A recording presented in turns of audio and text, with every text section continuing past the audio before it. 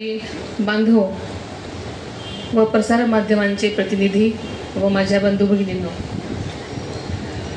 आज तर खरं एक महिला मेळाव्याचं आयोजन संध्याकाळी होतं आणि संध्याकाळी मी या कार्यक्रमासाठी येणारच होते.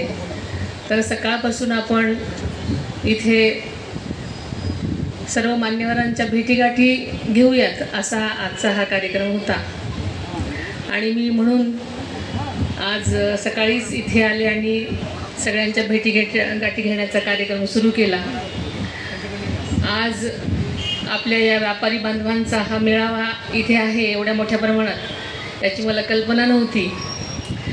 खरं सांगायचं तर दौंड शुगरला श्री गिरधर जगदाळे मला अधूनमधून कुठल्या तरी कार्यक्रमाच्या निमित्तानं बोलवायचे आणि फक्त तेवढाच माझा दौंडचा आणि माझा संपर्क होता.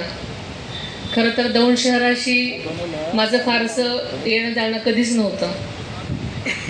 आपली सर्वांची या निमित्तानं माझी ओळख झाली. आज पहिलाच या शहरामध्ये मी अनेक लोकांशी भेटते.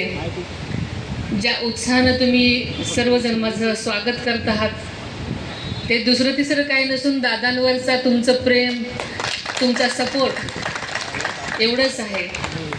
मी अजून काय बोलणार.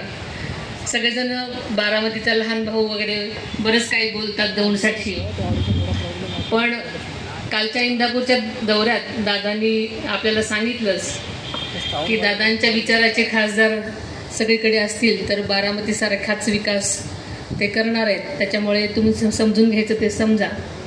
आणि मला एवढंच या निमित्तानं म्हणायचं आहे की आपण जे आज सकाळपासून मी या शहरात आल्यापासून जे सगळेजण उत्साहानं माझं स्वागत करत आहात,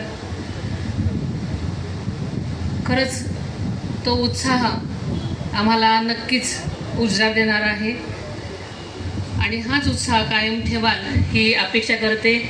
तुमचं प्रेम कायमच आमच्या पाठीशी आहे. हा सपोर्ट आम्हाला, तुम्हाला सगळ्यांनाच हा विकासाचा रथ पुढे नेण्यास मदत करेल. आपण सर्वजण इथे मोठ्या संख्येने उपस्थित झालात. माझा सत्कार अतिशय प्रेमाने केला त्याबद्दल मी आपल्या सर्वांचं मनापासून धन्यवाद देते आपल्या सर्वांना. आणि ज्या काही तुमच्या अपेक्षा असतील त्या नक्कीच दादा पूर्ण करण्यासाठी बांधील राहतील अशी खात्री देते. इथेच थांबते. धन्यवाद.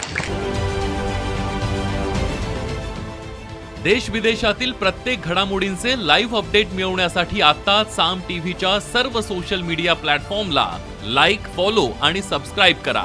तसंच सर्व नोटिफिकेशनसाठी बेल आयकॉन प्रेस करायला विसरू नका.